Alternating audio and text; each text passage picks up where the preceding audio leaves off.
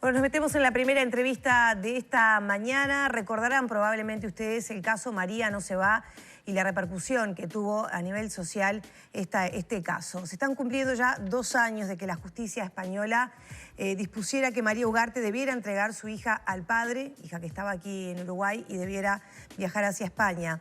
La abogada de la madre, Virginia Salvo, publicó un libro y propone modificar la ley. Para conocer los detalles la recibimos esta mañana. Bienvenida, doctora. Muchas gracias por la invitación y bueno, buenos días para todos. Primero que nada me gustaría hacer una actualización del caso a 2 años, de que la sociedad uruguaya se conmoviera por este caso más allá de diferentes posiciones que hubo, ¿no? Bueno, la madre, una vez que es enviada madre e hija a España, son la niña restituida a España. No sé si recordarán que en su momento la justicia uruguaya había dispuesto algunas medidas de protección de la niña porque, bueno, la justicia había entendido que en este caso había un grave riesgo en realidad de ser restituida porque tuvo por probada la violencia a la que la niña había sido sometida por parte del padre en España. Entonces se había dispuesto la tenencia provisoria a la madre, prohibición de acercamiento y de comunicación de padre hacia la hija y hacia la madre. Y además un archivo, digamos, clausura sobre seguimiento, es la palabra técnica, de un proceso penal que él había iniciado contra la madre en España por la retención ilícita de la niña en Uruguay. Ellas viajan entonces con estas medidas, la justicia española las había tomado antes de que se cumpliera el viaje porque esa era la condición para viajar, pero una vez que llegan a España, pasa a entender la justicia española sobre este tema de fondo, tenencia, visitas y demás. Y bueno, y al tiempo la justicia española resuelve cambiar, al principio, se fijan visitas en un lugar que se llama Punto de Encuentro en España, que es un lugar donde hay psicólogos, asistentes sociales, para intentar generar una revinculación entre padre e hija. La niña iba al Punto de Encuentro, la madre quedaba afuera y siempre manifestaba que no quería para nada ver al padre, se angustiaba, lloraba, pataleaba, o sea, tenía toda su reacción, digamos. Y bueno, los profesionales del Punto de Encuentro en determinado momento empiezan a recomendar que se suspenda eso porque le estaba causando daños a la niña. Al tiempo cambia la juez titular del juzgado y bueno, y ahí cambia toda la situación, se le confiere la tenencia de la niña al padre y se dispone que la entrega de la niña por parte de la madre al padre, digamos, fuera realizada en el consulado uruguayo.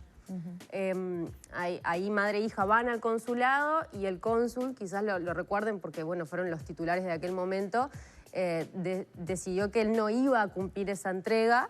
Entonces madre e hija estuvieron como refugiadas en el consulado durante varios días hasta que al final le llega la noticia, digamos, de que si no entregaba la madre a la hija podía terminar ella presa por desacato. Entonces, sí, bueno, la entrega se dio bajo tutela policial. Claro, ahí entra la policía al consulado, exacto, entra la policía al consulado y bueno, la niña no quería saber de nada y se la llevan, digamos, que a la fuerza. Esa situación se le llama, ese episodio, digamos, se le llama arrancamiento.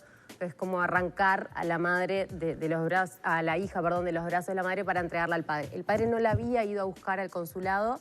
Estaba en el pueblo donde él vivía, que era 3 horas, entonces la niña viaja en un patrullero de la policía, sola con la policía, hasta reencontrarse con su padre.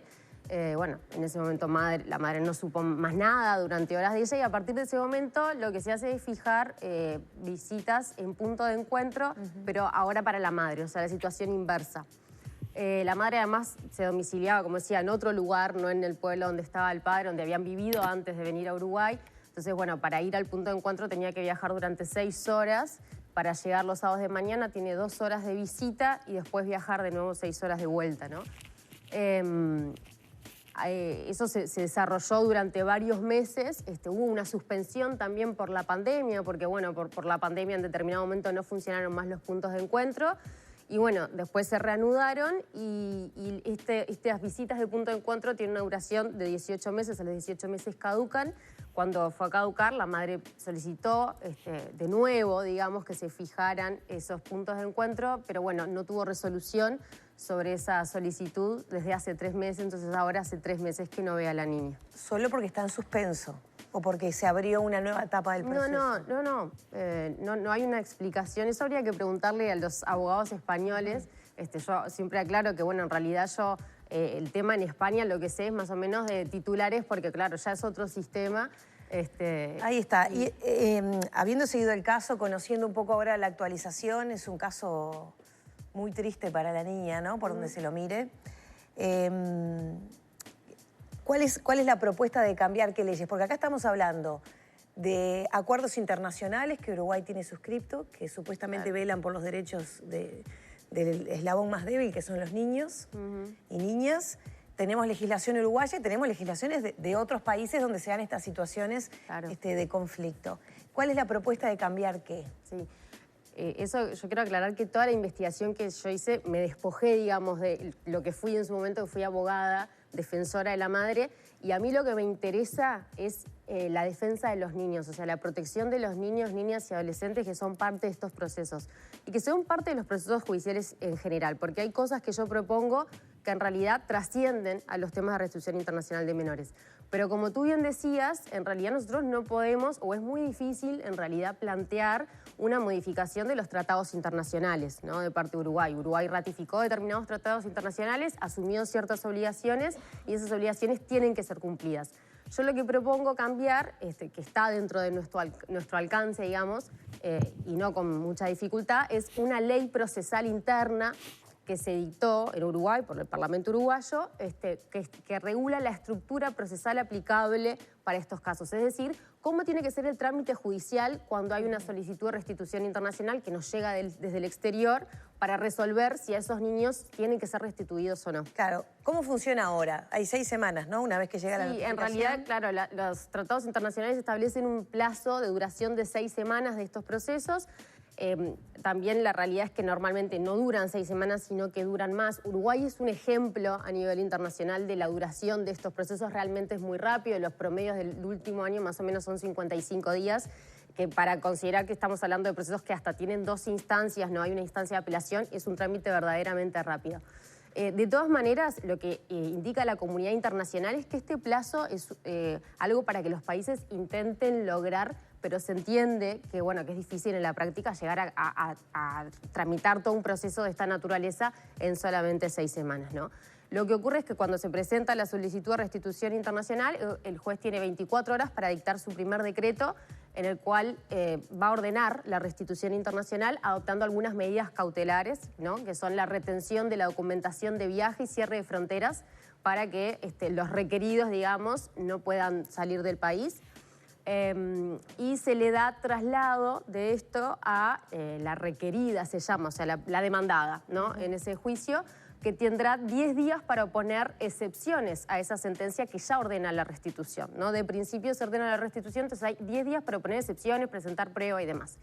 Después de opuestas las excepciones, se le da traslado de nuevo al requirente o actor por plazo de 6 días y después de que contesta ese traslado, el juez resuelve teniendo que convocar, en realidad lo que hace es pronunciarse sobre medios de prueba y convocar a una audiencia que tiene que celebrarse en un plazo de 3 días.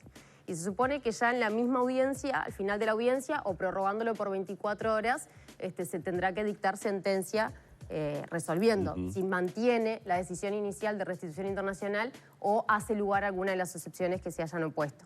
Y después hay posibilidad de interponer recurso de apelación en plazo de 3 días contra esa sentencia y el Tribunal de Apelaciones tiene 4 días para resolver. O sea, los plazos de verdad son sumamente acotados, ¿no? Claro, demasiado poco tiempo en este caso para situaciones como esta. De todas maneras, doctora,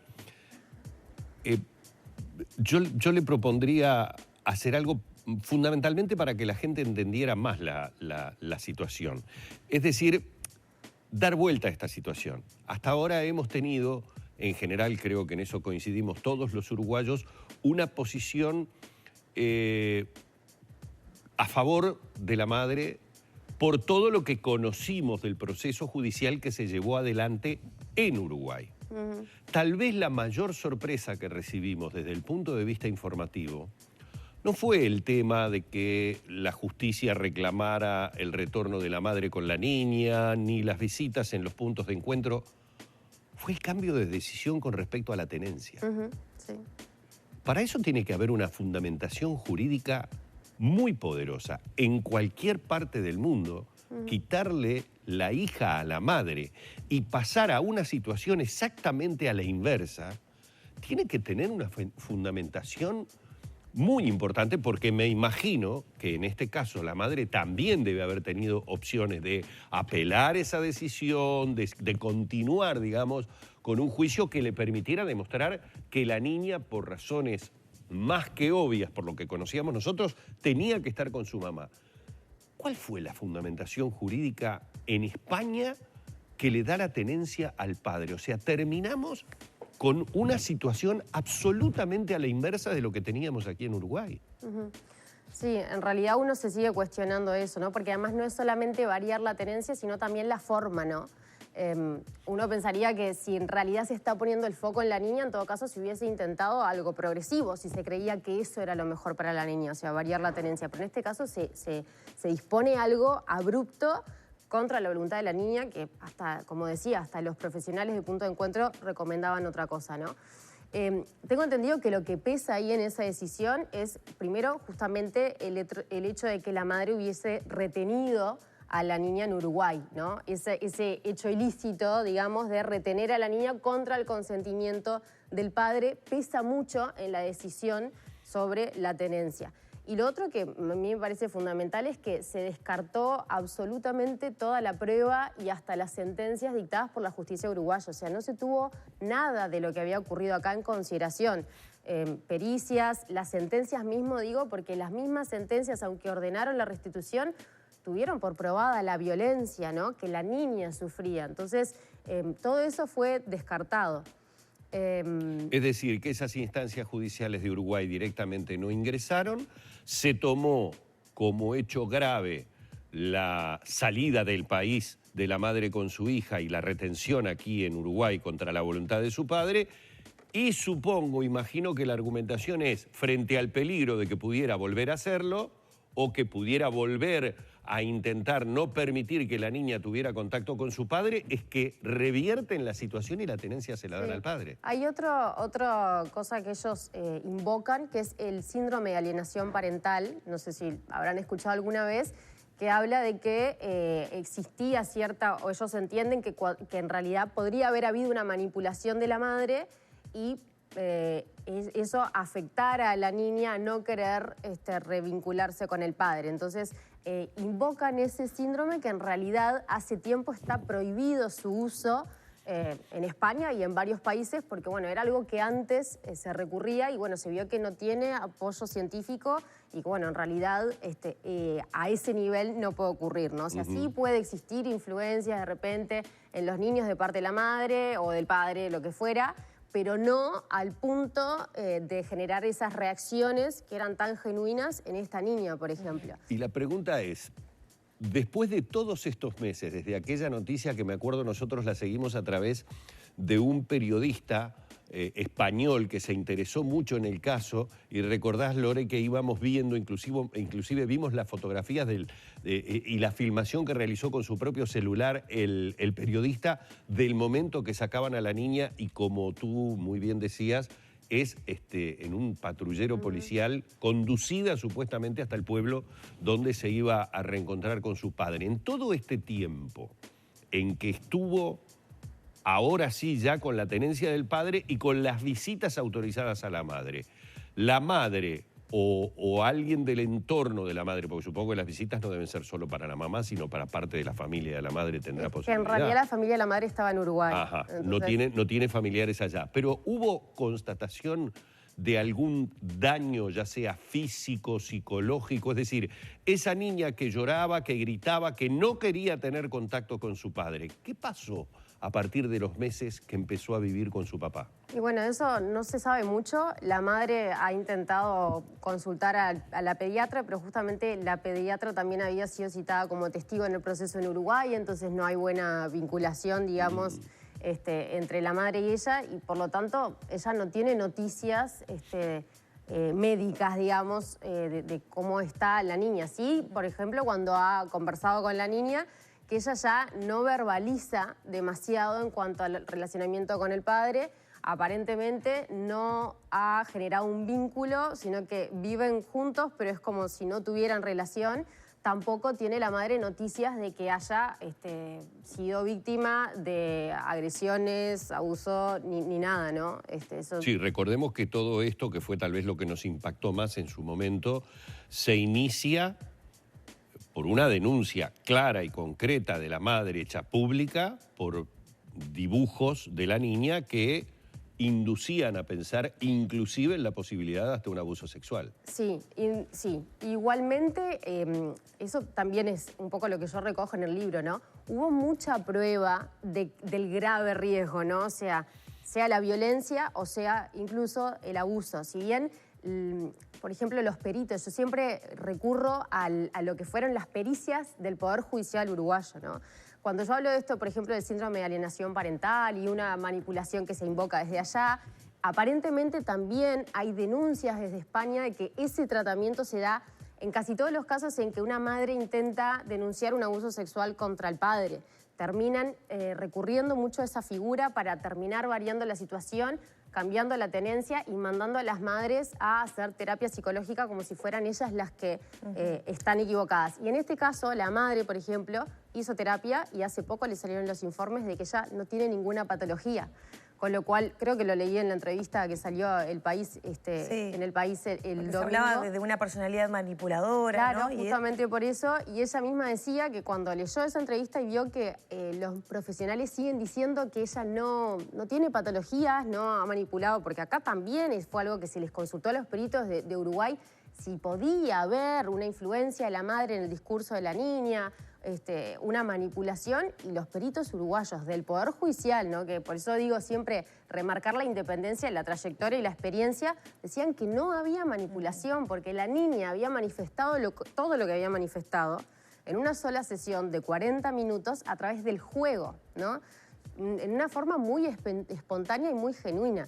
Y las pericias mismas informaban, ¿no? Por eso yo siempre digo, más allá de los dibujos, acá lo más fuerte que vivió la madre que dio indicios de algo, fue ella, sí, empezaron a ver dibujos y empezó a ver una conducta hipersexualizada, se decía, de la niña, pero otros familiares, psicólogos y pediatras de la niña, familiares maternos, fueron los que empezaron a alertar con que, bueno, algo podía estar ocurriendo, y ahí la madre entonces, por recomendación también de familiares, ¿no?, manda a la niña a psicólogo y una primera psicóloga, después de algunas sesiones, hace ese informe diciendo que la niña había sido víctima de violencia doméstica por parte del padre y de abuso sexual infantil, ¿no? Esa fue la primera vez que la madre recibe esta noticia, digamos, y toma cierta conciencia de esto que estaba pasando. Hace una segunda consulta con una psicóloga y sexóloga, confirma lo mismo y ahí entonces es cuando ella empieza a entender esta situación, ¿no? Hasta el momento, o sea, los dibujos para ella no habían sido suficientes, digamos que no fue eso en lo que se basó. Y lo más fuerte para nosotros, los abogados, digamos, fue ver que más allá de esas pruebas y otras que hubo, ¿no?, de parte de testigos que hablaban de esa conducta hipersexualizada, digamos, y del temor de la niña que mostraba hacia la figura masculina en general, hasta de los propios familiares maternos que ya tenía, hombres, lo más impactante fueron las propias pericias del Poder Judicial.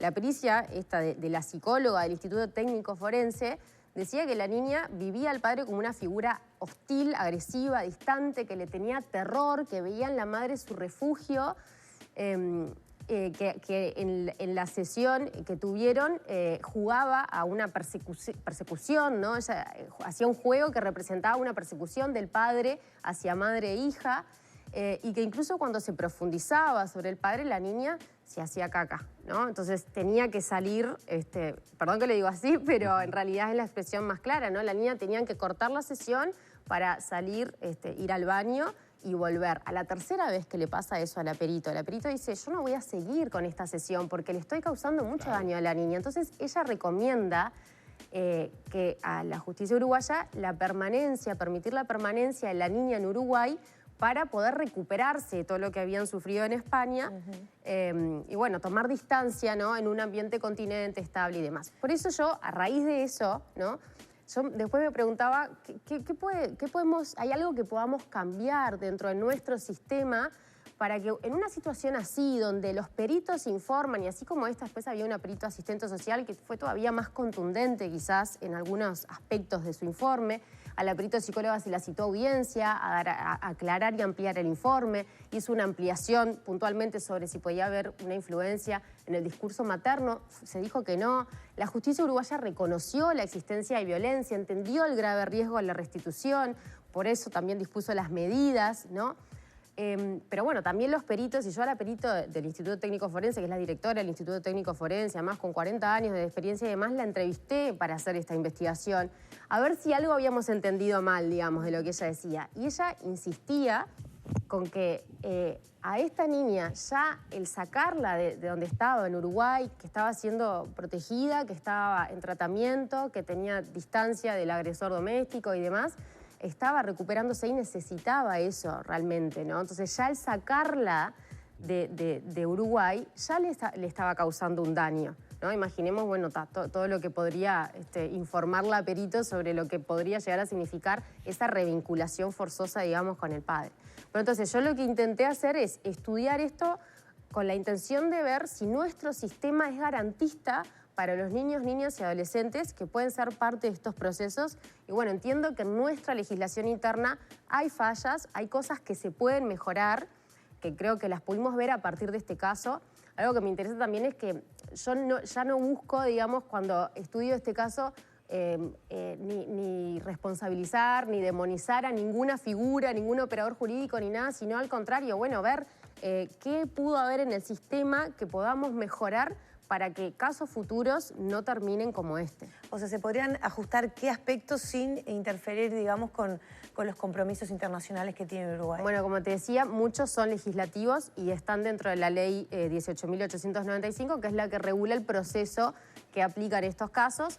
Por darte un ejemplo, hay cosas generales o bastante básicas, como es la definición del interés superior del menor, ¿no? Interés superior del menor, bueno, es lo que es el respeto, el amparo de los derechos de un niño, niña, adolescente. Y siempre desde que uno estudia en facultad, la carrera, se dice que el interés superior del menor es un concepto jurídico indeterminado. O sea, no hay una definición absoluta y para todos los casos, sino que hay que ver en cada caso qué es lo mejor para ese menor. Sin embargo, la ley, porque también lo hacen los tratados internacionales, establece que el interés superior del menor en estos casos es lograr una restitución rápida al país de origen, ¿no? Al país que lo reclama. Yo lo que propongo, por ejemplo, modificar en eso, es decir, que habrá que determinar si ese es su interés superior. Si bien es una definición genérica, admitida, luego en el proceso habrá que ver si realmente, para el menor en concreto, ese es su interés superior, o si su interés superior no es hacer lugar a alguna de las excepciones, ¿no? Que están previstas por algo también en los tratados internacionales y bueno, al final parece que no se aplicaran y que realmente nos manejáramos con una restitución casi que mecánica. Después lo otro que no está regulado es cómo tiene que actuar un defensor del menor. No hay ninguna regulación sobre eso, ¿no? Entonces, y por eso digo que esto trasciende a los procesos de restitución internacional de menores.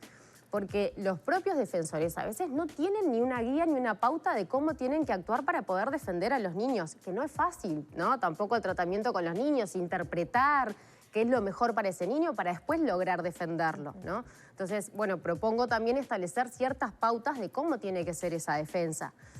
Por ejemplo, cómo tiene que ser la entrevista, cosas que se han estudiado, que hay doctrina pronunciándose sobre eso, ¿no? De que la entrevista no sea en el juzgado, sino que sea en un lugar más ameno, durante más tiempo, bueno, distintas guías, digamos, sobre eso. Pero me parece bueno regularlo para que exista una guía para el defensor y también para todos de tener ciertas garantías de que un menor va a ser defendido de esa forma. Después algunos aspectos en cuanto a la prueba. La prueba está limitada por la rapidez del tiempo. Entonces, por ejemplo, ahí solamente se pueden ofrecer 3 testigos por cada parte. Yo propongo que sean 6, por lo menos, no es un número excesivo y se puede en poco tiempo tomar declaración a los 3 testigos que falten, ¿no? Después también, por ejemplo, que se pueda hacer lugar, diligenciar prueba que sea necesaria, que esté en el exterior, porque evidentemente estos procesos además lo que tienen es eso de la internacionalidad. Entonces, buscar mecanismos, por ejemplo, con herramientas tecnológicas o por medio de la figura de autoridad central, que es un organismo que existe, justamente creado a partir de convenciones internacionales para colaborar entre los países y hacer que las cosas sean más rápidas.